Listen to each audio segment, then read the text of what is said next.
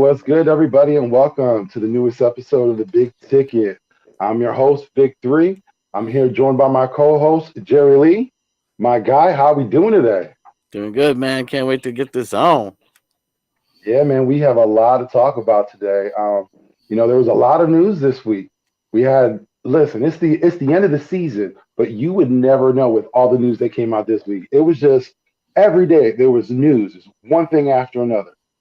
So, this week, we're fortunate. We have a great guest this week. My guy, he's been here before. We all know him. What's going on, people in the chat? Thank you for coming through.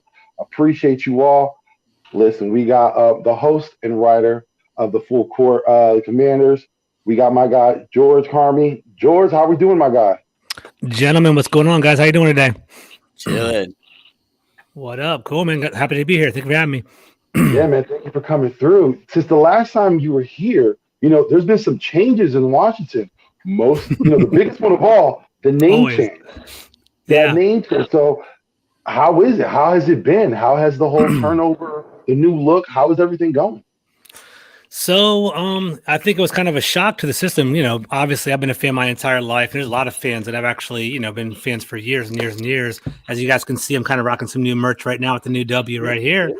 And, Commanders, I think it's going to take some time for it to grow. It's obviously, imagine being an Eagles fan your entire life, changing the name. All of a sudden you guys are like the Foxes or something out of nowhere, right? It's something different. It just throws you for a loop. I think that, honestly, I'm pretty like socially conscious. I'm like, Redskins. Yeah, I grew up my whole life watching that team, that name, but it was about time. It's definitely, you never base a name on a demographic or a race. So had to change. Red Wolves was very popular. We talked about that before. The Commanders is a safe name. I think that's what they're going for. It was safe. But what I do like about it is that they are trying their best to be more fan oriented. So, I guess a week after they released the name, there was a fan party. It was called Park and Party or Park and Play, something like that.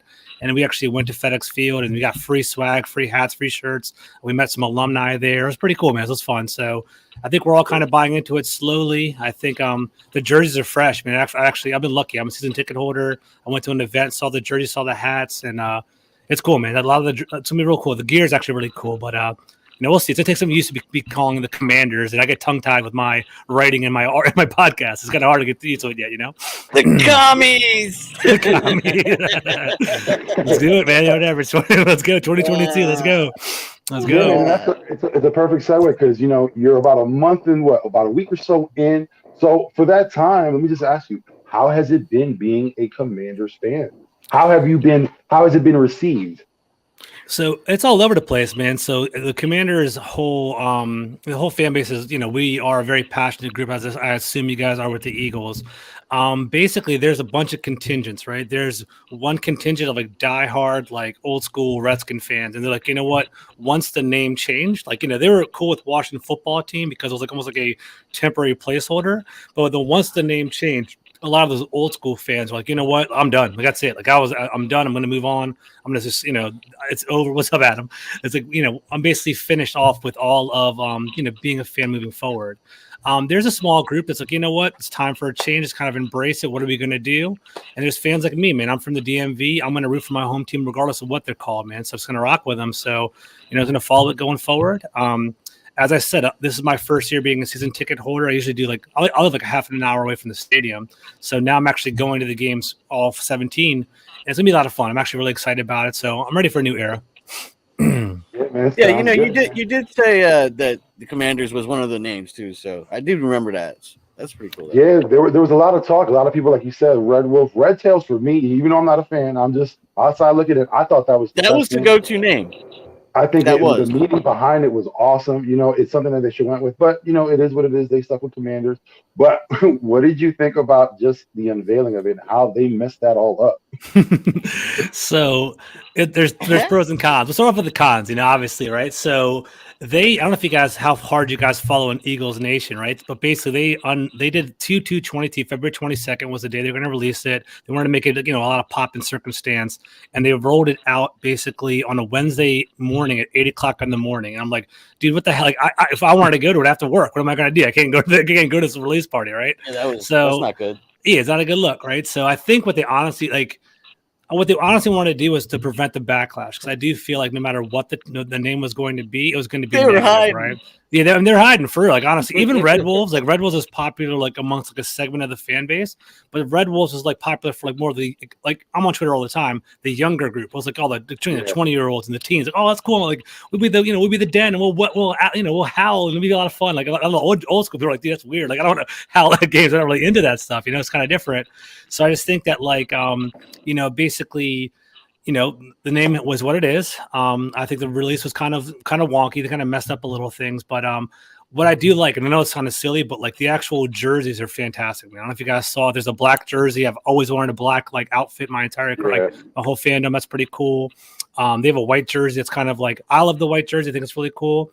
But a couple people are like, I think it's too red. They feel like it's almost like a Arizona Cardinals red, but I think it's cool. And the helmets are awesome. Like you guys will see them in person, obviously, but like the helmets are matte. They're basically matte burgundy, and they're pearlescent, like like almost like a Fast and Furious. So it changes colors when you turn, which is actually really really cool. So helmets are awesome, jerseys are cool, and just looking forward to a good year. Yeah, man, it sounds neat. It sounds like you have like a little combination of what Maryland did with their uniforms. So something because I see now you have like a coat of arms. That's something big in the DC area because you have the soccer club too. What is it? DCFC, I believe they're called. DC United, yeah. DC United, yeah. They're pretty popular in there.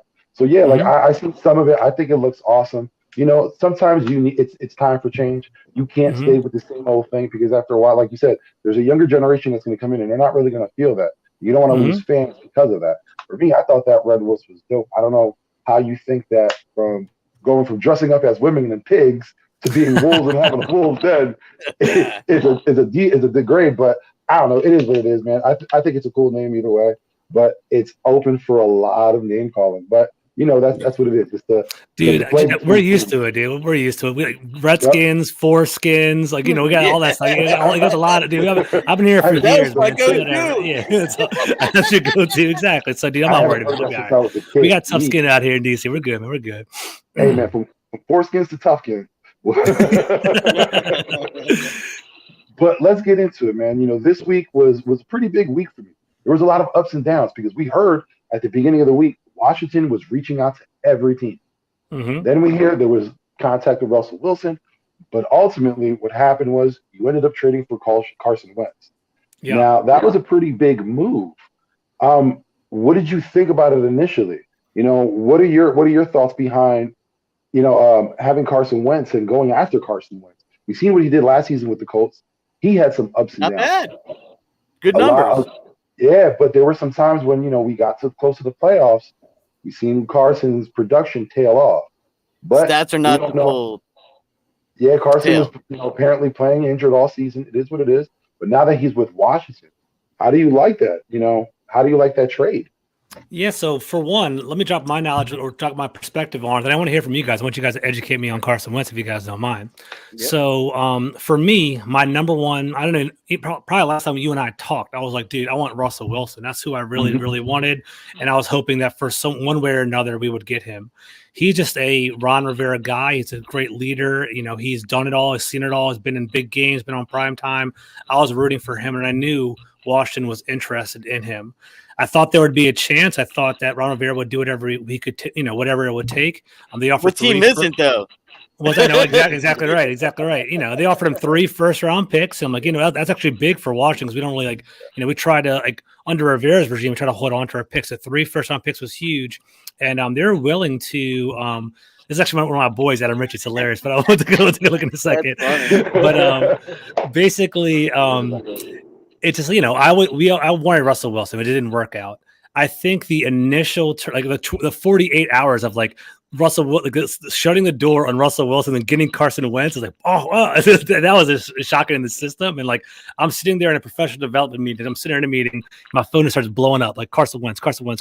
I'm sorry, George. People are apologizing to me that we're getting Carson Wentz. I'm like, oh my god. And the first 24 hours, I was a little bit disappointed, to be honest with you, right? But as I started to digest it and kind of go with it further, it isn't a bad trade. If you look at it, we traded 2 third-round picks. But if you actually just being real with it, it's a 3rd-round pick and a 2nd-round pick next year, right? So that's what it's going to be. We're getting a starting quarterback. He is physically much better than Taylor Heineke, so I do like the upside there. He has escapability. He is 6'5", 240 compared to like 5'11", 210 that we had with Heineke. Instead of like having like a little guy with moxie and courage, we actually have a legit guy with a cannon. And I'm happy with the upside. We do have, like, I'm sure you guys watch. We talked about it before. Terry McLaurin is a great wide receiver, right? If you actually watch his game, he had to pull up and have to he would beat his guy, have to turn around and have to catch a lob by basically from Taylor Heineke, while Wentz can actually gun it down the field. So I'm excited about that. We had Diami Brown, who is a UNC wide receiver, who was Sam Howell's deep threat. He had averaged 20 yards per catch in UNC, but then he came over to Washington and couldn't find his role because we didn't have a deep throwing quarterback. So I'm expecting Wentz to provide that. What we didn't like, I guess, what hurt us in the Washington world was that the fact that we gave up a third and a second, and we took all of his contract, $28 million.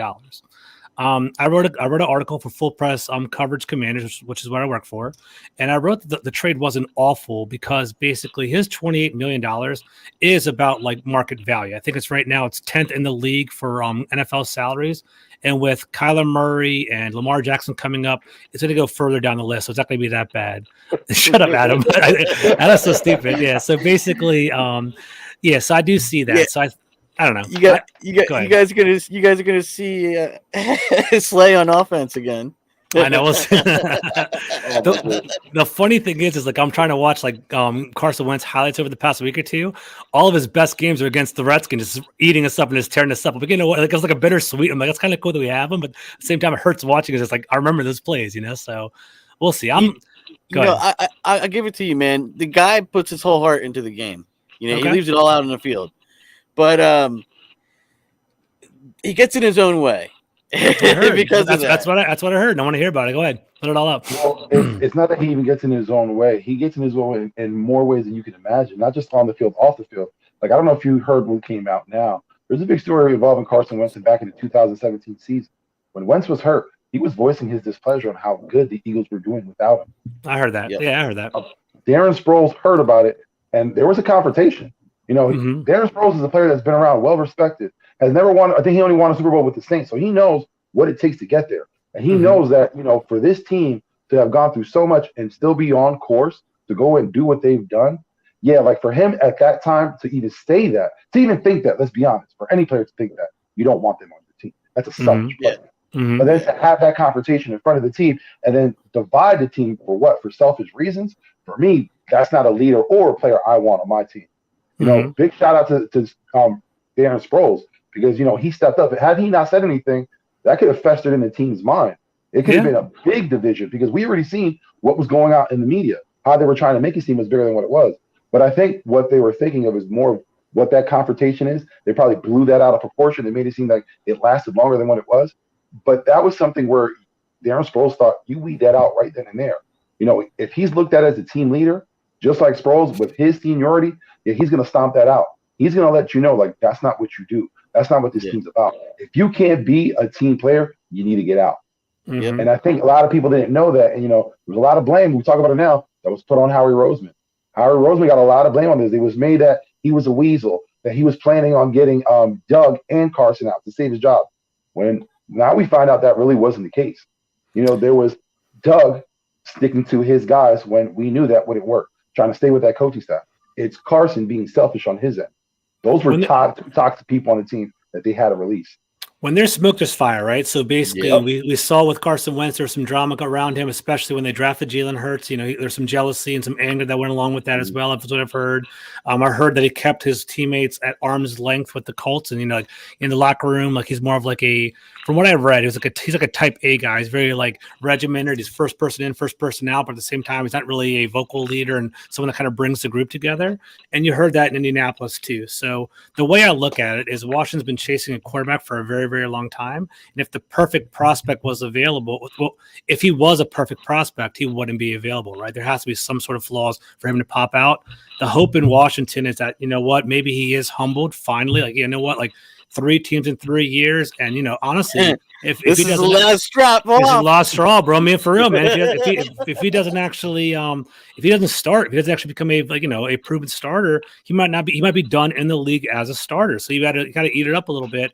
And then our final hope is Ron Rivera is done for being a culture guy and a character guy, right? So maybe he can kind of finally reach Carson Wentz and get there. I mean, it doesn't sound, I know, trust me, I know there's a risk for sure, but like that's all. I mean, but on the other end, for a third and a second round pick, it's like, you know what, we didn't give up multiple firsts for it, so we have a chance. Well, we won that trade. Here for you. Ridley already threw down on it. Adam is such an idiot. Adam, I'm not worried about that, man. I don't care about the bet MGM or anything like that. So whatever. Like I think I don't understand where they got the. So we improved at quarterback play and then went down. I just feel like it's just like I think it's a money grab for them to try to get some more like income for their betting. I think that's what went down for it, in my opinion. Let me take a quick step back. When we were talking about Carson Wentz, I have to ask a question because, like we said, it was a lot of ups and downs for them. And, we talked about Washington going out to every team, fielding offers. There was a discussion with Seattle on Russell Wilson.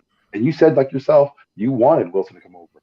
Well, let me get your feelings on, what did you think about the reaction of Washington being rejected? How did you feel about that? Dude, I think you know this by now. I'm a realist, man. I keep it real with you guys 100%. That's who we are. That's our motto. That's our stigma that we have in the league right now. It just stinks. It's like we have a toxic owner, and I think the toxic ownership definitely agents want to steer them away from DC, which hurts because this is my hometown team I've been rooting for my entire career, my whole life, A couple of years ago, I don't know how hard you guys have followed this. A couple of years ago, we offered basically, huge contract for Amari Cooper, and basically he had us and the Cowboys right in front of us. Right in front of him, we actually offered a little bit more, but he decided to go to Dallas instead, right? That was one option, right? Matt Stafford, we basically pursued Matt Stafford really hard last year. Matt Stafford said he does not want to go to Washington. He ends up going to LA, wins the Super Bowl. It's a surprise. Yeah. It's great, right? Perfect for us, right? And then now we have Russell Wilson, same thing. So it's like, this is something that's habitual and it's happening over and over again. I think it's going to kind of fester for a long time until Dan Snyder goes away.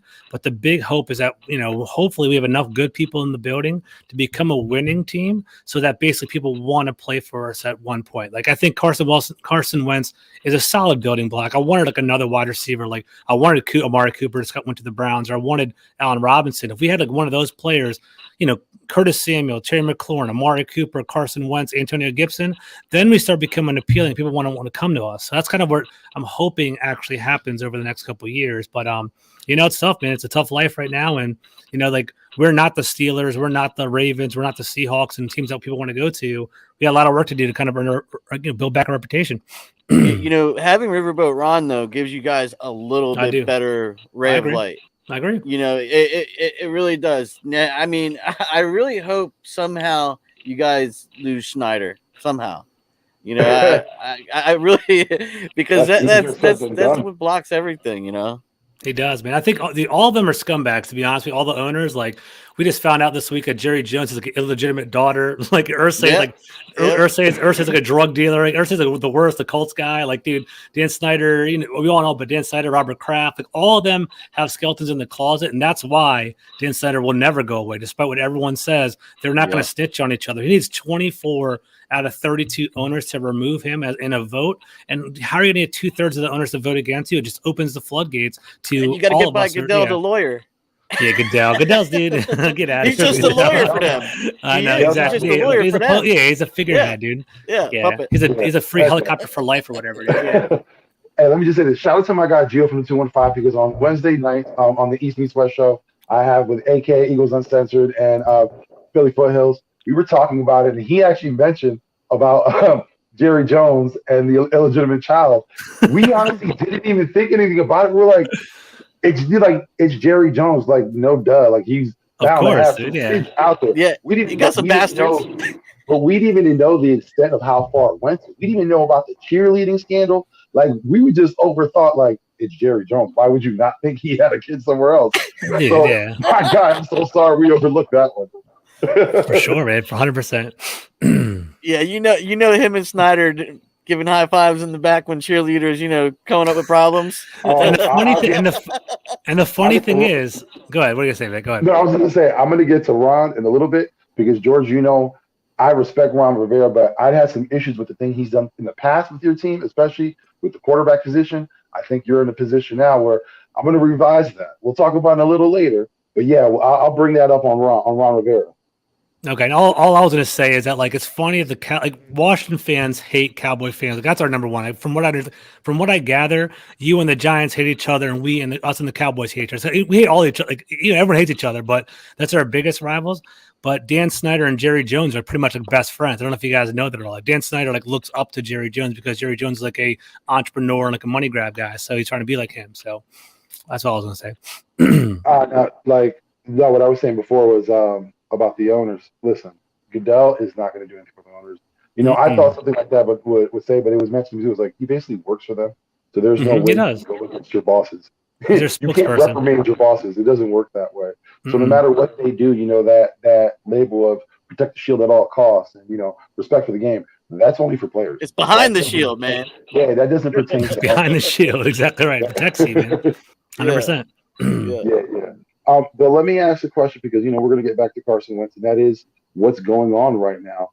What are your initial thoughts on that trade in general? Like, what do you think? Well, I should say this. What do you expect from Carson Wentz? So going back to this, right? So at first I told you I was upset. I was like, man, why did we get Carson Wentz? What was going on over there, right? But then I started to process it. Russell Wilson was gone. Deshaun Watson, obviously I wanted us to go. I wanted to basically go big on Deshaun Watson, but basically I knew that wasn't going to happen, especially with all the sexual allegations that we had, with all the sexual allegations he had. It wasn't a good match. It wasn't going to work out for us, right? So looking at that second batch of like Winston and Garoppolo and Wentz and Trubisky and that little group of people that were there, honestly, Wentz is the best one out of all of them, in my opinion. Okay, I do think he's the best one. So I think going after Wilson, I was hoping for maybe Derek Carr to spring loose, maybe go that direction. But I was like, what? Wentz is probably the best one there. The best thing about Wentz, in my opinion, is his contract flexibility. I don't know if you guys have deep dived on this, but he has, I believe, 3 more years on his contract. And after this year, it's a complete, all the dead money is gone. All the guaranteed money is gone, right? So in my opinion, he could either be a 1-year rental or he could basically be, or it could be a 3-year, anything. He could be our 3-year starter for an above average starter. He could be going after this year. We could draft a 1st round pick next year and be that bridge gap next year. It's complete flexibility. So that's why today I wrote my article. I was like, this Wentz deal isn't that bad. We give a 3rd and 2nd, it was a calculated risk, nothing like too damaging. The money isn't too bad. It's a fair price for a quarterback. At the same time, there's flexibility over the next couple of years. And honestly, if you look at the quarterback record in DC, he's probably one of the best ones that we had since Kirk Cousins. We had injured Alex Smith, we had Taylor Heineke, we had Haskins going to the strip club during COVID. We have all these different people that are out there, and Wentz is physically better than all of them. It's the biggest thing with Wentz, and tell me if I'm wrong, is his head game. I think he basically is a great athlete, he's a great player, but he's not a good leader, and he's too arrogant with his arm, from what I understand. Like, he doesn't take the check down the short passes. He's trying to go big and hit that big home run ball, and that's where he gets the sacks and the fumbles and all that stuff. So hopefully we can lead that out of him. The ball off. That's what I've heard. That's what I've heard. I think it's that he's got too much strength in his past where he just can't. You know what I mean? He can't deliver the light ball. He overthinks it. Mm-hmm.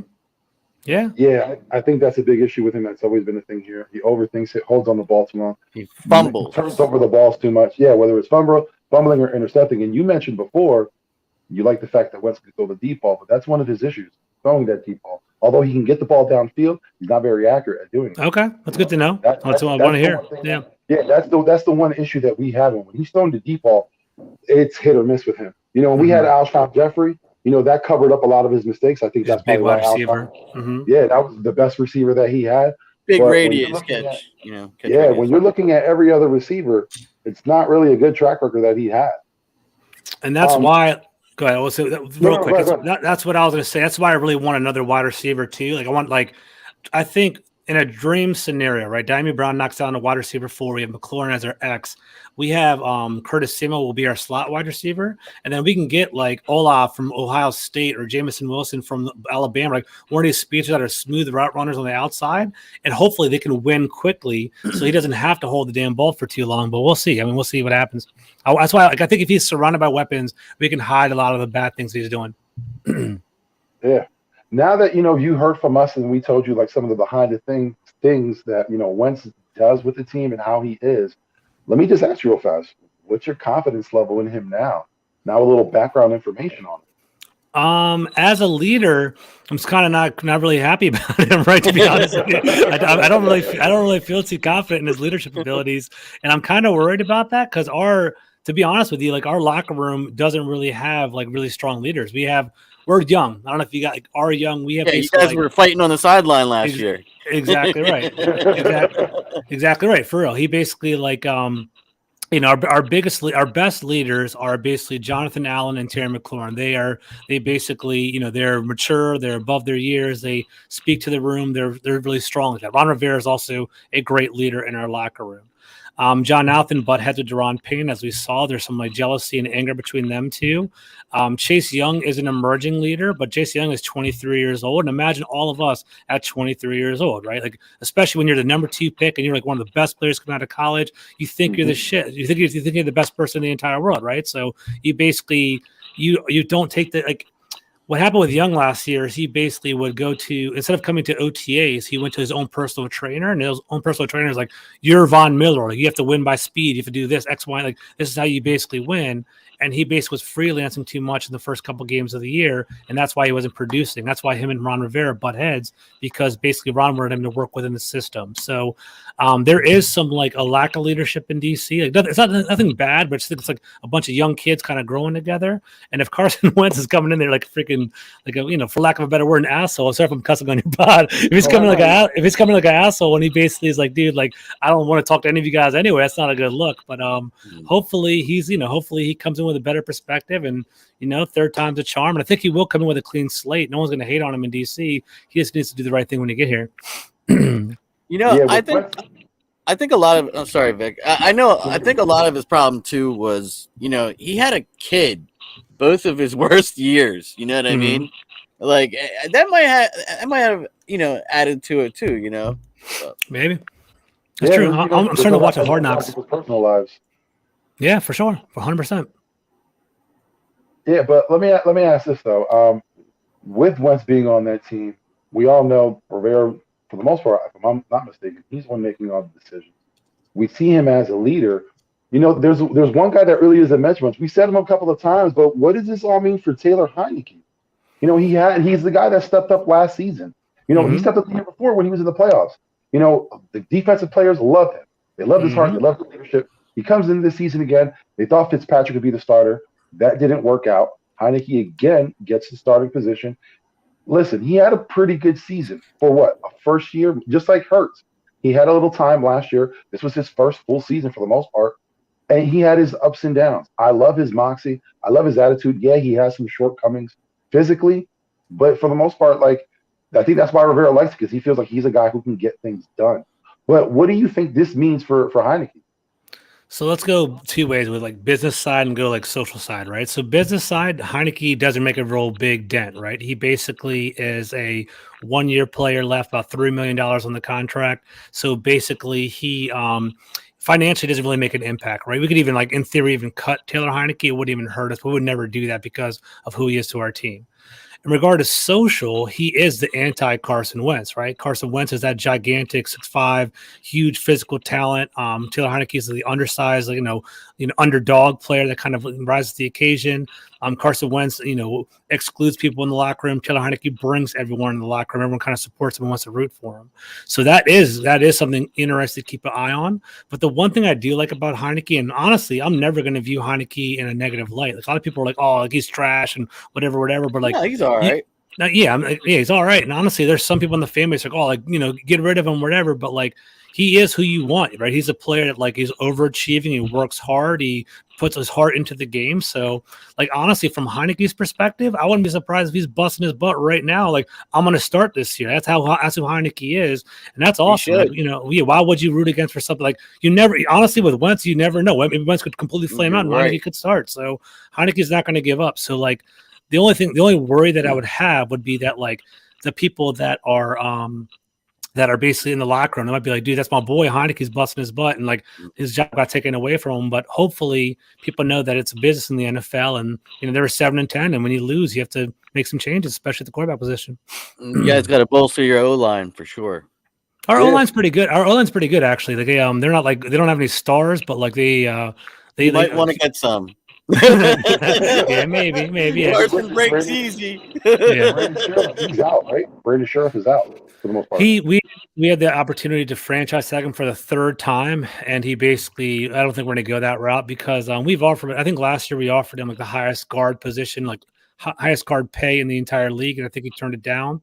And it's just like he's good. Like Brandon Sheriff is an average pass blocker, elite run blocker. He's a guy like you want him. Like he's that big nasty guy. You basically do a tall sweep, and he's the one right in front of the running back laying people out. So we are going to miss that. But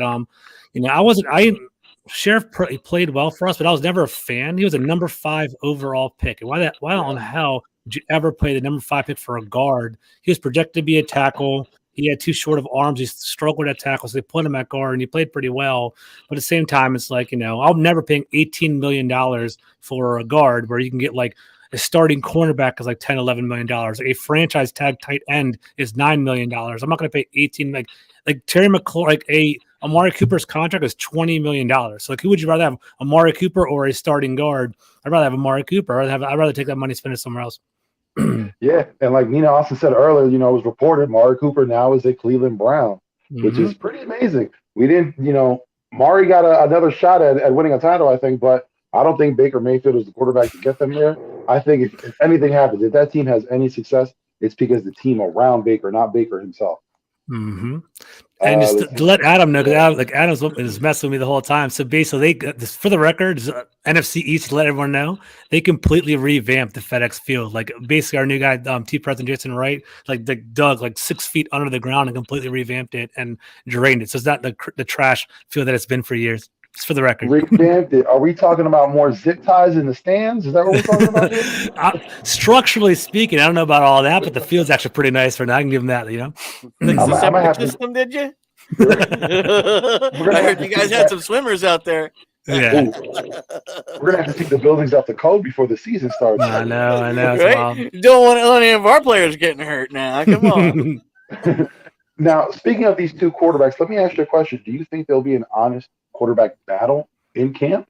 Or is this automatically Wentz's job? I think it's Wentz's job to lose, man. I think they're going to go hard. I think honestly, this year they're going to give Wentz every opportunity to be successful. So I'm being honest with you. I think what they're going to do is they're basically going to they're going to build around him. I think they're going to like over the next couple of days. Don't be surprised if Washington starts restructuring some of the players on their contract.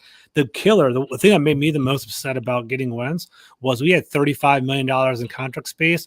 Boom, $28 million of it's gone once we got Wentz. So now we're kind of like, in regard to being a big spender, we basically spent already. So we're kind of tight there. So I think what we're going to do is we're letting go of Landon Collins. We're going to get loosen up a couple of our defensive linemen and restructure their deals. And I think honestly, they're probably either going to get a wide receiver in free agency, or I think number 11 is going to be a legit one of the top 2 wide receivers off the board, or maybe Jacoby Dean. I'm sorry. We had a conversation earlier this week, and I got to kind of hear that again. You said number 11, correct? Yeah.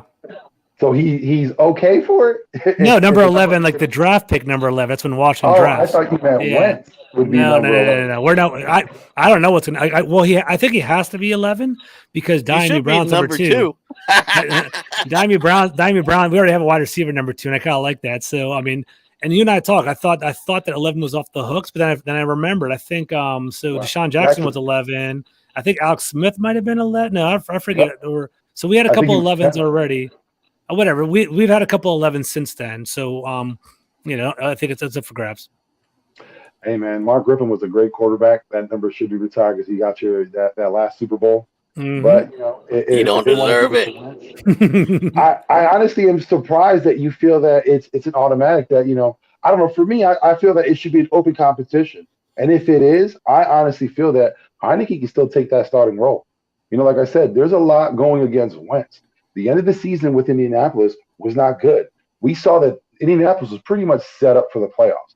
Jonathan Taylor had a great season. He could have carried them along, and it was forced on Jonathan Taylor to carry them. There were games where Carson, I think, threw, what was it, 2 passes or 5 passes, something ridiculous like that. And it was at the end of the season when you need your quarterback to step up the most. I really hope that, Washington isn't going all in into Carson like that, that they're wise. But let me ask you something, because like we all said in the beginning of the show, this week has been a big week. There's been a lot of news. And yesterday news came out that, Deshaun Watson will not be indicted on sexual assault charges. That's out the window. So he's cleared to play. Well, again, we don't know if there's going to be any suspension. That hasn't been discussed. But he's cleared to be moved. So the Texans, they're open. Offers can be taken. Now, we already discussed the fact that Washington already, acquired Wentz. But do you think there's instant buyer's remorse after hearing the Watson decision? I think from the fan base a little bit, but I think the fan base always gets a little bit emotional. Like, I don't think that Watson was even a realistic possibility, right? Because for one, those allegations on both sides, they can't have that. In regard to optics, right? If we're still on optics, like, dude, we have an owner that's basically being press charges for. Is it the first time Watson got off? So stupid. Basically. It just, Dan Snyder has his own sexual allegations going on right now, right? That's one aspect of it. Deshaun Watson, even though he got off of the actual charges, who's to say that he's actually innocent, to be honest with you, right? Like, you can always beat the case, but not necessarily be a good person. But then I guess the more tangible, more meaningful things is that Landon Collins basically has the same agent as Deshaun Watson. And basically, the NFL, man, people don't realize how, like, it's almost like very mafioso, man. They have, like, private investigators looking at those court cases and figuring things out. And I'm sure they did their due diligence. And I'm sure that they knew that Watson was for one, I think they knew Watson was going to beat the case. But then two, they're like, you know what? He's not even going to come here. So I think after Watson, I looked into it too. You know that. Yeah, exactly. So I'm like, after Wilson, after Watson, they're like, you know what? Wentz is probably the best option we have left. Let's maybe overspend a little bit. Let's be aggressive with this bidding. Just take him before, anything else happens, and just basically get some sort of quarterback this offseason. So, yes, it hurts. Yeah, I want Aaron Rodgers on my team, but, obviously, but you can't do that. And Wentz is probably the most realistic option. So that's kind of where we're at. And, this one little nugget, like, I follow this guy, John Keim, and he's a great podcaster for Washington Post. ESPN. He basically, he's been kind of hinting for a while that Watson would not approve his no trade clause. He wouldn't lift it for Washington, D.C. anyway. So, that's a trick with Watson's deal. He basically, he can shut it down. So even if Washington wanted him 100%, he could shut it down. So we have to do what we got to do. Yeah, I heard Howie Roseman's best friend saying that we're like number one on the list for Watson. So I heard Seahawks. So last night it was the Steelers. I woke up this morning, it was Seahawks, and all of a sudden Jalen Hurts is taking off his banner. Like, he's, I don't know if you guys saw this at all. Like, Jalen Hurts took off Philadelphia Eagles from his Instagram and his Twitter, and he put Houston Texans as his hometown or something. So I don't know what the hell that means, but we'll see. Listen, there's a lot of things going on behind the scenes. For Jalen, he's had to hear this since the beginning of the season back in August. There were initial thoughts it was just feelers, like we all talked about. Philadelphia sent their investigators to find out what the situation was in Houston. Word got back to Jalen that there was an offer already made to Watson. Watson turned it down.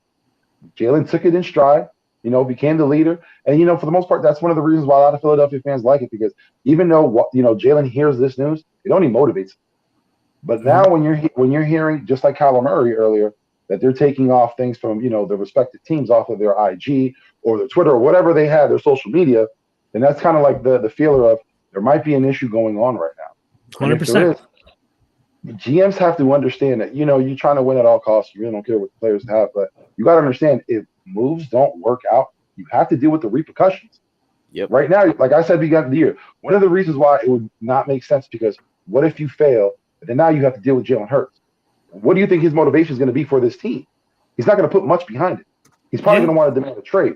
And we all, like I said, the Kyler Murray situation is kind of telling what's going on with quarterbacks in the future, because before, quarterbacks had an easy way, because when they were coming into the draft and they were drafted, they were getting high contracts. So they had, a little say in what they wanted to do. And after Stan Bradford, that was taken away. But now with Kyler Murray, quarterbacks, especially within their initial contract, they're getting a little more power. If Murray gets a new contract within his first 3 years, I'll expect there to be a lot of change. Expect quarterbacks like Jalen Hurts to be more vocal. When things like this happen, it isn't something like I'm going to take it with stride. No. We're going to call out the front office. We're going to demand a trade. We're going to do more because I'm not going to stay around for this. Well, before they even sign the contracts, they're probably doing more due diligence in the contract field, saying that I can have that option. Yeah, I mean, we'll see. I think from what I understand, the first round picks are like standard 5 year. I think they're still slotted, but they're 5-year contracts, and I think like depending on the pick, they're worth more from what I gather. But I think you're right. The new player bargaining agreement coming up, and NFLPA might change. But I think you're right. I think the one nice thing about the first round picks in this new slotting system is that basically you can take shots and take risks. And if you whiff, it's not the end of the world. Like we drafted Haskins, number 15 overall. That was a bad pick. We cut him, just moved on, and I think we made the playoffs the next year. Well, we were 7-9, but we made the playoffs. We got Jordan Love, who was drafted by the Packers. Obviously, he's at the long-term solution. They still do Aaron Rodgers, and they're one of the best teams. They were the best team in the NFC. So. The league's different now. I think what you have to do is kind of find your window, find the right combination, take your shot. If things aren't matching up, don't be afraid to blow it up. And I think we, us three, our age group are not used to seeing this constant like players being flipped every single year. But if you actually if you pay attention, like it's been happening the past year or two. So things are happening, and this might be the way of the future moving forward. I like it though. It's fun. It's exciting. It's more fun. Yeah, it's more exciting. The best product of the TV, man. I love it, man. It's so much fun. It's awesome. I think that's something that's a better understanding because when you make these moves, it generates a lot of interest in your team. The fans get in the NFL in general. Yeah. Because right now, you're not going to tell me that Cleveland isn't excited. They just got Amari Cooper. Right now, in their minds, they're thinking of a Super Bowl. They have their receivers. Whether or not Landry's there, they already lost Odell Beckham. In their mind, they have a great receiver, one of the best in the NFL. Yeah, they already think of Super Bowl. When they think about that running attack, again, for me, Baker Mayfield will be their downfall. Yeah, I don't think that will happen. But Cleveland's fans will have that outlook now because things like that does change that. If you get a star player coming in, like for us with the Sixers, you get James Harden. Sixers fans are over the through the roof right now. We have thoughts of championships now. But it's all when teams make those moves. It creates excitement. So that's good for the team. But you got to think about, like I said before, what happens if things don't work out. And for Washington, that makes to my next point. Let me ask you, who is to blame if this Wentz deal doesn't work out? So it's this combination. So Ron Rivera does, overlook the football operations, and we do have like a coach-centric team where basically he kind of calls the shot and he picked the GMs. The way it works for us, our dynamic, we have 2 GMs. I don't know if you guys know that all, which is awesome because we haven't had a GM for years and years and years. It's ridiculous, right? So we actually have 2 GMs. We have Martin Mayhew, who basically is running he runs the pro personnel football side. So all like the player acquisitions and trades on the pro side. Then we have Marty Herney, who basically we got from Carolina. He does more of the college scouting and things like that. So like going into, I'm deep into this. I know I know who does what. So like Marty Herney was a guy like spearheading the quarterback like draft perspective, and like he was a big proponent of Justin Herbert a couple of years ago, and like he's a so-called quarterback guru. So he must not have seen anything special in this quarterback class. He's like, you know what, like these guys are getting second round grades from me or late first. I don't know if we can start this one year. So he probably was talking to Martin Mayhew, and Mayhew was like, dude, like we have to make a move. And then Mayhew and Ron, and all 3 of them probably came together and decided this is our wish list of players.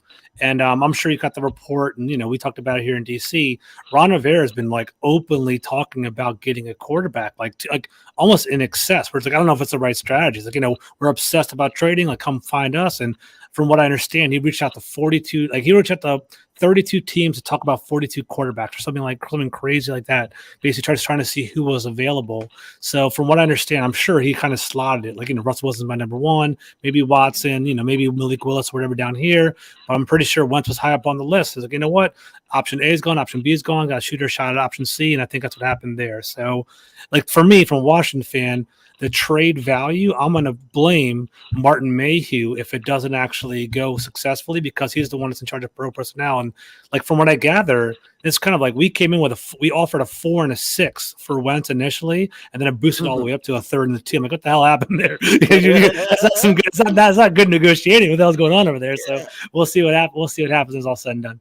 It goes to show, Vic, I'm sorry. It goes to show you, how much they really feel about Carson Wentz. You know what I mean? When they're only just trading him for a third and a 2. You know? Yeah. They don't really feel high about him. Well, conversely, though, like this, right? So is it safe to say that Wentz is Garoppolo-esque around that level? Maybe a little better? He is Garoppolo's prototype. Okay. I say he's below Garoppolo. Interesting. I think Garoppolo's better. I think Garoppolo's a better leader. I would say Wentz is probably better passer, right? Player, right? And if you look at, you can tell me if I'm wrong. If we got Garoppolo for a third and a 2, like that's not really the end of the world. Again, it's like if we're giving a first round picks, that'll be devastating in my opinion. But for like taking a shot like a third and a second for like a Garoppolo, a Wentz, one of those kind of guys, it isn't the end of the world. Like for me, that's all. I'm like, it's a calculated shot. I don't think it's the end of the world. I think we have like, hopefully Wentz isn't the problem for us to be not successful next year. Like hopefully he's like good enough, and that's all I can really look for. The only thing I think what's devastating is if you look at it from a macro level, it's like, all right, we could have maybe got Winston or Trubisky for free. It's just money wise, free agent, or maybe we got a rookie on a rookie contract. That would have been kind of cool. Or maybe we got Russell Wilson. So if you look at all those angles, Garoppolo might not be the sexiest. Wentz might not be the sexiest out of all of those, but like at the same time, it isn't awful. Like in my opinion, I think it's a fair opportunity. We upgraded. We were 7-10 with Heineke last year with the number 1 schedule in the entire NFL, and that's like we had a freaking like 3 weeks stretch where like half our players were on COVID. We couldn't even play, and I was like, oh my! I remember I think we were talking together that week, and I was like, dude, like you guys are, what's the strategy this week? I'm like, just survive. We don't have any players right now, so right. I think we have potential this year. If I was GM for you guys, I would have stuck it out with Heineke for another year and just got a quarterback next year. Because, I mean, this is pretty much what it is. It's going to be a bridge quarterback, honestly. That's how I feel about it. I mean, that's fair. But the thing is this, though, right? So what do we lose by getting – like if you look at 2022, right, it's either you have Heineke, okay, with a third-round pick, or Wentz without a third-round pick. That's pretty much what it comes down to. Which one would you rather have to roll your dice with? I'll take Wentz without a third-round pick for 2022. I think Wentz is that much better than Heineke, but maybe I'm wrong. We'll see. Yeah, we'll see. For me, not just because we've had him before and I have anything. Because for me, when Wentz was here, I liked him. I thought what he did in 2017 before that injury was great. Had hope for him to come back and regain that. But now when you look at it and like he's in Washington and they're putting all their eggs in a basket, I think Washington they made a good move by getting a quarterback that was established. Whether it's Wentz or not, I think he's still whatever. He is an established quarterback. But if they're going that hard into him, they're trying to build around him, I think they're making the same mistakes that they constantly been doing. It's kind of like what you thought with Ryan Fitzpatrick. Whatever reason you thought he could start and build around, you can't do that with Wentz. And especially the way his contract is, I honestly think you gave up a second and third for a 1-year rental. I think that's how it's going to play out. Whether they draft someone or not, his play is going to be the reason why he won't be the starter next year. Yeah. Okay. That's going to be the thing. That's a fair point. That's a fair point. And that's, I think, Vic, that's kind of where I'm like, I'm saying that Washington is all in, or I think Washington's going to build around this year, but I'm not Coach Ron Rivera. I have I wouldn't be surprised if they pick Malik Willis at number 11 or Kenny Pickett. I think Washington likes Kenny Pickett more.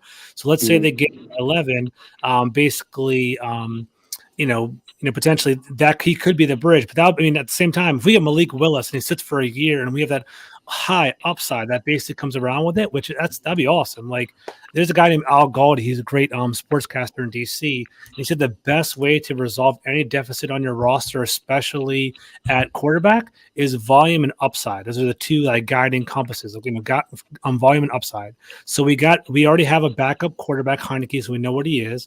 We got Carson Wentz, who is a physical talent. He potentially has upside, right? If we get one more quarterback, Malik Willis, Kenny Pickett, that is volume, but there's also more Carson will cry. Yeah. I heard about that actually. Yeah. Well, it's not even that. It's kind of like how I said, if there's a competition in camp and the team is behind Heineke, you lost Carson Wentz already. Once he hears, that no one's following him, even if he's earned it or not, that's my issue with him, especially what happened in Indianapolis. He hasn't been there long enough to earn respect or earn anything, and he automatically demands that it should be something that comes to him. You got to earn those things. They don't just come out because you're the quarterback. He's very especially arrogant, when you're on a new team. You got to get in with that team. You got to get good with those guys. You got to form bonds and relationships. If you automatically think that should come to you, you're going to have problems. Yeah, you're gonna have problems. Entitled. I mean, that's it's good. That's good to know. I mean, we'll see what happens. Yeah. I hope it works out for you guys, though. Honestly, I'd like I said, I like Carson. I don't think he's a bad guy, except for the selfishness like that. Hopefully, that's something he's learned. Everybody grows out of things. He was a younger kid then. Hopefully, he's learned it from his mistakes and is a better person now. Hopefully, for me, I hope that his career can progress because, like we all said, this could possibly be his last chance. From here on out, if he does bad, he's considered a backup quarterback. There is no more shot that started. And he will not sit behind another quarterback. That's how his ego is. That's interesting. He'll be done. He'll be done. He has to humble himself, I think, first. That's one thing he has to do.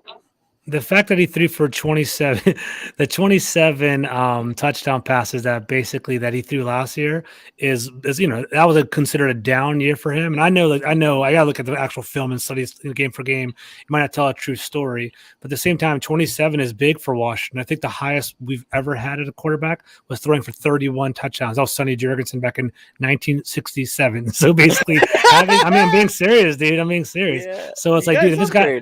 Yeah, so if this guy's throwing for 30 touchdowns, that's big for us. That's something we don't really like. We're typically a run first team. Good offensive line, good defense. That's the Washington way. So we'll see how it goes. You guys will win some games. We have a week schedule. I think we're 32nd overall. Like this is our schedule this year. We upgraded quarterback in theory, a couple good draft picks, and we'll see. I mean, we were 7-10 last year. We could potentially win 10 games this year. Like that's how I look at it. So we'll see. I believe that. Let me ask you now. We talked about Wentz, former quarterback on our end. We know what it is for us. We're going to play against Washington. Mm-hmm. For us, we want to see him lose. We want to see him fumble. We want to see all that. But we want to pummel him. Yeah, I'm sure you do. How do you think the acquisition of Wentz changes the rivalry between us? I think it's going to be awesome, man. I think you guys are going to love it. Like one of my, I'm sure you guys know Joe Castro or know of Joe Castro. He's one of my buddies, and I was on his podcast the other day, and he's like, George, I'm pumped you guys got him. I'm like, why is that? He's like, it's going to be fun. It's going to be must-see TV. We're going to boo the hell out of him when he's in, Lincoln Financial Field. It's going to be awesome. It's going to boost up the rivalry a little bit. So I'm excited about that. I think it's going to. Hopefully, and for us, if he cooks you guys, it's going to be awesome for us too. Like, it's like hell yeah, look at us. It's going to be cool for like when we had I don't know if you guys remember when Deshaun Jackson scored you guys. He's doing the Eagles rah! I was like so pumped. Like, this is awesome. So I wouldn't mind that at all. So I think it's going to fire it up a little bit. I'm pumped by that. Let me just check this out right here. Question. No worries. All put together. Yeah, I think for the Colts, man, they knew what it was. They seen how bad it was at the end of the season. And for Frank Reich, he literally said it. He stuck his neck out for Carson, and it was a move that didn't work and could have potentially lost his job because of that. From what I understand, I'm sure you guys caught it too. Sorry to interrupt you, Vic. I think Irsay is Irsay's volatile, you know that, right? And I think Irsay and Wentz basically butt heads, and I think a lot of it stemmed from vaccinations. I don't know if you guys caught that at all. Like basically, like Wentz was like anti-vax, and he's like, you know what, I don't need to do this or whatever. And Irsay got mad about it or something. And I think like there's kind of butt heads because it wasn't a team thing. Yeah. Yeah. I mean, sure. I mean, we had that Montez Sweat with our team too, so it's it's wild. So I don't know. We'll see. That's the one thing about Irsay, man. He's a coach that wants to win. He loves his players. He will do anything he can for his players. But if you show him that you're not going to put 110% into it, he doesn't want anything to do with you. And I think that's why he got rid of Wentz so fast because, again, he understood what Frank did to get him there. And I think that's probably why he didn't, take his job away from him. He gave him that one more chance. But again, Jim Irsay is not a guy you mess with. He wants to win. He wants to win now. He wants to win always. He will be an owner that gets upset with you. If he feels that he has a team to get to the Super Bowl and you're not producing, you're not going to be here for long. That's the one thing I do see. I just saw Adam's comment, hear you guys comment too. Like, I know that Carson Wentz has his flaws, but the one good thing that I do hear from you guys is like, you guys say like there is something there, right? We might be able to catch lightning in the bottom. That's honestly, considering all the crap that we've been through, that's kind of what I'm hoping for. Like, I just hope that like if he can give us like 27-7 like he did this year, maybe 30-10 or 30-12 or whatever. It's just something. As long as he can just like control the offense, I think we'll take that. I think like as long as if we're winning 10, 11 games, I think we can look the other way if he's not a world beater. That's kind of what we're looking for. Yeah, I think Carson's biggest hurdle next season is going to be Carson. Mm-hmm. He has to deal with himself first. Like I said, he needs to humble himself, and he needs to understand the position he's in. I mean, I wonder you how. got to look at that. That's Yeah, I how wonder Griffin how he was in feels. DC. You know, I really wonder how he feels. You know, he's been traded twice real quick. You know, I mean, No, he's got sure, to it feels know. like crap. Yeah. I would say for someone like, I consider that, you know, his ego's been beaten. You know, he has a weak ego. That's only gonna, you know, for me, I think that won't fuel him. I think he'll say the right things. He'll try to say he's motivated by it, but I think he's doing the opposite. Mm-hmm. You think he'll get down? You said, Vic? Yeah, I think he's a little down right now. Again, like he wants to show, he'll try his best, you know, to prove people wrong. But like I said, the first instant that it's not going his way, he gives up, and that's the thing I don't like about that. He constantly just gives up on it. But let me ask though. Let's, you know, we talked about Wentz ad nauseum. We know what it is. It's going to be great, like you said, when we go against each other 2 times next year. It's both sides. It's going to be a wild game. Everything's going to be packed. But let's focus our attention on the draft. You know, Redskins, they have a lot of needs. Eagles as well. Let me ask you, who do you have your eyes on this year in the draft? So I'm like different than the majority of the fan base, right? The majority of the fan base really wants to go linebacker at 11, which I can take. You know, if we get into Kobe Dean, I wouldn't be mad about that. Or Lloyd, the other linebacker, everyone's talking about top 2. I know you guys are looking at him too. I wouldn't be mad by that. For me, I like wide receiver, man. I think wide receiver would be a great addition. I think there's a lot of great ones in this class. The only reason why I wouldn't take a wide receiver at 11 is because you could potentially get one at 42 or 47, like that second round pick. But at the same time, like if you see someone like, you know, Olav from Ohio State's a beast. Wilson, Lavi, you know, whatever. You know, the Alabama wide receivers, you know, USC, you know, the USC wide receiver, Traylon Burks. There's a whole bunch of wide receivers that are awesome out there. And you know, if we can get one of them to basically to hit, that's a cheap option. And right now, Terry McLaurin's on the last year of his contract. So we want to extend him. But let's say, God forbid, he wants to go somewhere else. We don't re-sign him. We do have that safety net built into that to basically complement and have a wide receiver to move forward, which is great. And then basically, if we do want to keep McLaurin, then we still have a wide receiver cheap option on the other end, which gives us more options for whatever quarterback we have. So let's say Wentz has that second wide receiver, you could throw it to him, but at the same time, you know, let's say Wentz falls apart, or like what I do like about this, we could trade Wentz for another quarterback in a year or two. Like we have him as a trade piece. We can basically have it. But if you're insulated with those weapons, then Washington's offense is appealing. So wide receiver is big for me. You know, I know for a fact that Washington really is itching for a linebacker. So Nakobe Dean or any of those guys that are sitting around there, they would definitely jump on that. Yeah, so Adam, I see that too. You know, it's not going to happen. It's not going to happen in regard to Kyle Hamilton, basically from, you know, the Notre Dame safety. He's a monster. Too. Yeah, yeah, exactly. Guy can dream for sure. It's funny. So, like for full press coverage of the company that I work for, we're all doing scouting reports, and basically, I did Nakobe Dean and I did Kyle Hamilton. And Hamilton's a beast, dude. He's 6'4", he's fast as hell. He plays all over. He plays nickelback. He plays dime backer. He plays safety, free safety, strong safety. And his best part is he can basically tackle basically anyone. Is that really what they traded for us? It's ridiculous. I would have gladly have done that. That's wild. It's a great trade for the Browns. For the info. Yeah, thanks, Bob. I appreciate that. But yeah, I mean that's kind of what I'm looking for. I wouldn't mind a wide, like I think what Washington needs walking away from the draft is a wide receiver, linebacker, and probably like a guard to replace Sheriff, and then down the road a running back, because Gibson's a good running back, but at the same time have a change of pace guy, just to kind of like don't give him so many carries because he does get nicked up a little bit. I'm surprised you haven't mentioned cornerback. So we have solid cornerbacks, and I wouldn't be opposed by that either. So we have William Jackson, who was a big free agent last year for us. He started off kind of slow, leveled out near the end. Kendall Fuller's a pretty good cornerback. Then we have Benjamin St-Juste, who was our 3rd round pick, who was actually playing pretty well, but he has a history of concussions, and he got one last year, which is kind of scary. So, you know, if we get like Sauce Gardner or something like that, or Stingley to basically put him at the other corner, I think that would basically that would create a nice little defensive you know, our defense will be solid at that point. But I think the cornerback, there is a deficit, but the linebacker is a bigger deficit, and the wide receiver too. Like, I'm a jerk. Like, I love Curtis Samuel, but the fact that he didn't even play last year, I'm going to operate like he didn't even exist, right? I'm just going to just like do something else. And just, you know, like if he comes in, then we're good. You know, we actually have another little some balance there. What about you guys? Listen, defensive end number one. Richie, he's speaking my language because for me, we have these first 3 picks, these 15, 16, and 19. I think we should focus on that Georgia defensive line and focus heavily. If we're able to get Walker, Jones, and get their end, I can't remember why. Davis? His last name. Davis. There we go. That's the lineman. If we're able to pull that off, do you understand? Like we're setting up our defense for years to come, and it's going to be a problem.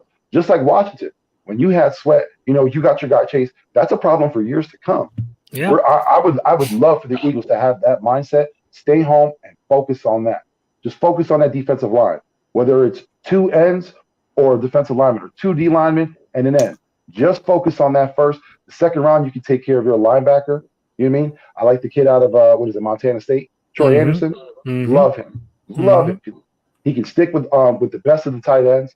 He can still attack the quarterback. Very smart, extremely fast, big size. I think that's the way we should focus on with us for defense. But we'll see what happens because we know with Howie, man, you never know what comes with him. Because right now people are talking about wide receiver as well. For me, I don't feel like we need to focus on wide receiver in the first. I don't want us to trade out of it. Just stay home with it. Well, I see Howie was saying a lot that he's sticking this year with the coaches, filling spots. So I don't think they're going to go best player, unfortunately. And gotcha. I love what Washington's doing with that GM role. You have 2 GMs, and it's kind of like if there's a deciding factor you need, it's going to be the coach. I think that setup is great because a lot of times GMs and coaches are adversaries. They never really work together. It's very rare when you can get that good combination of them working together. But if you have like that 3 mindset, only good things can come out of it. We're seeing what's going on in Washington now. They're making shrewd moves. They got Wentz. We'll see if it works out. Yeah, right. Yeah, highly doubt it. Oh, I don't know if we lost George or not because I think he's frozen at the moment. Yep, he got a little frozen. Because I was wondering, I was like, wow, he's very composed. He's studying what we're saying. Right. But let me ask, we all seen in the combine what took place. We've seen guys move up. We've seen people who were huge and had speed that we never thought. We thought that guys who were speed didn't know they were that fast come through. Let me ask you, Jerry, was there anyone in this year's draft or this year's combine that changed your mind? I wouldn't say changed my mind, but there was some linemen, man, running really fast, dude. I mean, like all these players, they're coming out this year. They're fast, man. Like it's crazy. Yeah, I wouldn't say any particular player, what I mean, but they're all nice, Like this draft is like awesome, like from top to bottom. Yeah, like I said, I like what came about with the Georgia linemen. I think they all performed great. Jordan Davis, his 40 time was amazing for a guy that's that big to move that fast. Like for me, yeah, 4.7, right, or something like that. I think it might have been a little faster. I think it was like around 4.5, which is like I said. That's fast for a lineman, yeah, dude. Could you imagine if he's running at a running back with momentum? I feel sorry. Like 300 pounds running at you, man. 350. Yeah, and the Kobe Dean, the linebacker out of Alabama, so we've seen the kids out of Baylor. They showcase their speed. A lot of names are coming out of Christian Watson. For me, that's another guy. His 40 time solidified the fact that, he should be a higher pick than just a third rounder. Dude, they had a guy running 42, right? Or 4, something like that. Yeah. It was the fastest one, I think it was a 4.21, 4.22 or something like that, which is ridiculous. Yeah, it is ridiculous. Hey, and let me just say, shout out to AK because he's been on the Jordan Davis train since the beginning. My guy is the conductor of the Jordan Davis train. Yeah. He will check your boarding passes. Right. Yeah. But I think this season it's gonna be great. This draft, it's gonna be special. There's a lot of talent out there. I don't know what's going on with George. I hope we had him back because I did have a couple of questions because Richie didn't want to focus on Ron Rivera. And I wanted to ask him though, but I'll just get into a little bit. The mistakes that he made in the past with getting up and look, as we speak of it, with the mistakes that he's made in the past with the quarterback position. We got George back. George. Not bad, yeah. Well, you're studying our questions. Let me ask you, because I got you back on because I just asked Jerrylee. Has anyone changed your mind going into the combine after you've seen all the great workouts, the 40 times, the bench presses, everything? Has anyone changed your mind? No, to be honest with you, man, actually the week of the combine, I was super busy with some personal stuff at work and something else. I didn't want to catch the draft too much, but honestly, I'm still looking for the same mindset. I heard all the wide receivers really tested well, so I'm kind of looking forward to that. And Treylon Burks is very appealing for me. I want that big speedster wide receiver, so I'm looking for. So, pumped about that. What about you guys? I think for me, the only thing that kind of, I don't want to say really alarmed me, but it kind of made me wary was Kyle Hamilton's 40 time. Mm-hmm. That was unexpected. That was Yeah. very unexpected. I figured 4.5, somewhere in that range. But, he is, 6'4", 230 or something like Big that? boy. Mm-hmm. But at the same time, we talked about Jordan Davis and his 40 time, and he's a big man moving fast. Some guys, they have that on-field speed. You know what I mean? Game speed. It's different. One thing with pads on. The one thing about Hamilton that I love, because I watched like 5 or 6 of his games just for my scouting report, and he's an awesome form tackler. So whoever gets him, like he is a sound foundational player. Like you don't worry about him like whiffing or missing any tackles. He gets low, he breaks down. If he gets his hands on somebody, it's over. So at the same time, there is like play speed and it's kind of sexy on tape, but at the same time, if you can play ball, you can play ball. Yeah. Yeah, when they set up them people to run, man, that's uncomfortable too. You know what I mean? Like, and they're thinking about it while they're setting it up and they're trying to get the best time and everything. So. Yeah. So to say Treylon Burks is your number one guy you want Washington to come away with? Any one of those guys. Treylon Burks would probably be my number one, or either that, or I guess London from USC, or basically any of the Ohio State wide receivers. But Burks would be my number one guy, I think. Yeah, listen, I think it's good talent. With wide receivers, especially this year, it's a toss-up for me. It is. It's choose your flavor, right? It's whatever you want. Exactly. And the thing is what you're looking for. There are a lot of guys who can run that outside, but there might be someone that specializes in the inside that you may want that might be a game changer for you. Mm-hmm. Hold on, let me just see this. If you can get one person in free agency, who would that? If I can get one person, I'll let you go, Jerrylee. I'll let you answer that first. Agba. Ooh. I take Agba because we need defensive. Yeah, I like what is it? Devondre Campbell from the Packers. I think for us, especially with looking at the linebacker, that's one. And everybody knows I've been saying it, screaming it from the rooftops. I would love Allen Robinson to sign with the Eagles. I think he's the veteran wide receiver that we need. Still got some fight in him. He's not that old. He still can play. Would be great for the younger kids. So that's. I know I gave you 2, but that's 1A, 1B for me. I'm with you guys. And for me, it'd be the same thing, right? I wanted Amari Cooper, to be honest with you, but now maybe Allen Robinson for Washington. Bobby Wagner's out there. I kind of like that all-pro potential right there, the middle linebacker. So that'd be really appealing. So yeah, we were talking about him too. Yeah. So that'd be awesome. So one of those guys would be for me. Now, let me ask, because we talked about the rookie scale and what they make. We know that we've acquired Carson Wentz. We know that you have Taylor Heineke as that backup. But with the draft and how it works out, is there a possibility Washington still goes with a QB? I think so, man. It's kind of a hit and miss. I think I don't know. I think from what I gather, Washington really wants Quandre Diggs is awesome. I'm agree with you there too. I think basically with Washington, we are interested in a quarterback by any means. From what I gather is kind of being on the beat around here, we're really interested in Desmond Ridder. We like his upside potential a lot, and we like Kenny Pickett a lot, right? So I think at 11, it would be depending on who's available, I do think Burks is really on the table for us. If Dean or Lloyd is on the table for us too, I think Washington would definitely jump on any one of those players. Like we need wide receiver, we need a linebacker. But I think, maybe we'll see. I was going to say maybe early second round if Desmond Ridder is still available. I would not be surprised one bit if Washington jumps on him. The problem is Desmond Ridder had an awesome Senior Bowl and he had an awesome combine as well. So he's becoming a high riser. I would be surprised if he fell into the second round over there. So if Washington traded back, that might be something interesting too. Like, I heard that the Steelers are in love with Malik Willis. They're all the way at number 20. If they want to trade up to 11 to get Malik Willis, and we trade back and we have an extra pick and we can get Ridder that way, that might be interesting there too. But I don't think I don't think basically that's off the table for Washington. Yeah, it's going to be interesting. But let me ask you a question. And I know it's going to be kind of hard to answer this, but just right now, how would you see just with Wentz the way things are going? If you could just predict it now, how do you predict the season ends? So it's going to start off with a sweep of the Philadelphia Eagles. I said predictions. We're not talking about dreams here. I know. I'm just messing with you. I think we're going to be pretty good this year. I know that sounds kind of funny to say.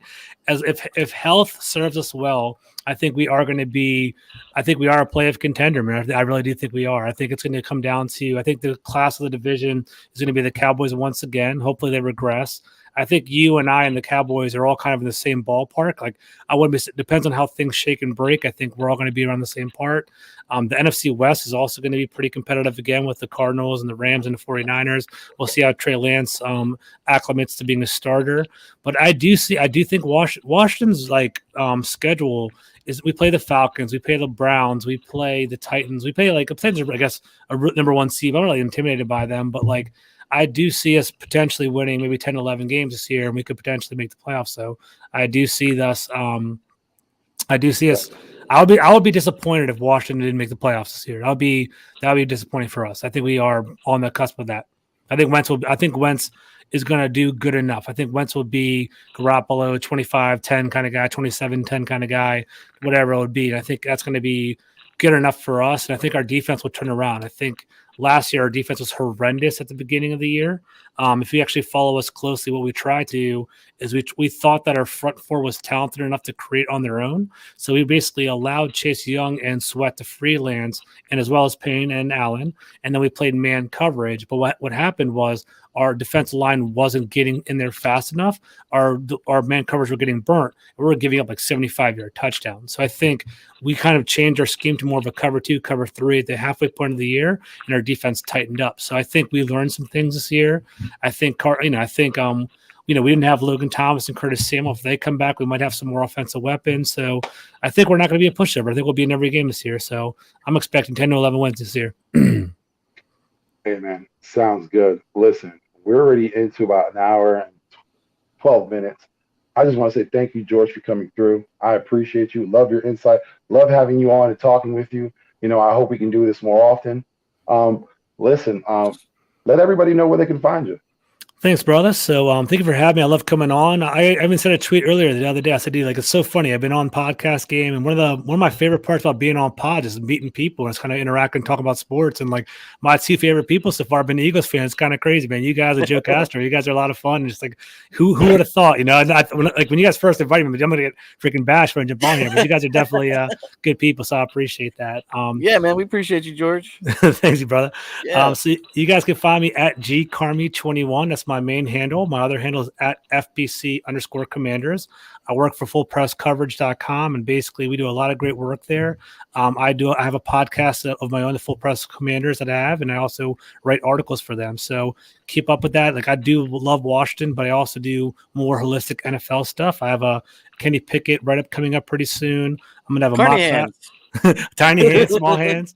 I have a mock draft coming up soon, and I also have a once the initial wave of free agents come out, I'm going to have the best 10 remaining free agents coming up too. It's about articles that I'm assigned for, so that's coming up in the next couple of weeks.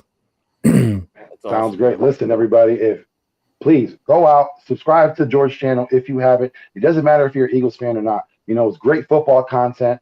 Go out there, support. Hit like, subscribe, and if you can, please leave a comment on my guy's channel. It helps out the algorithm for him. Again, George, I appreciate you for coming through. Thank you, brother.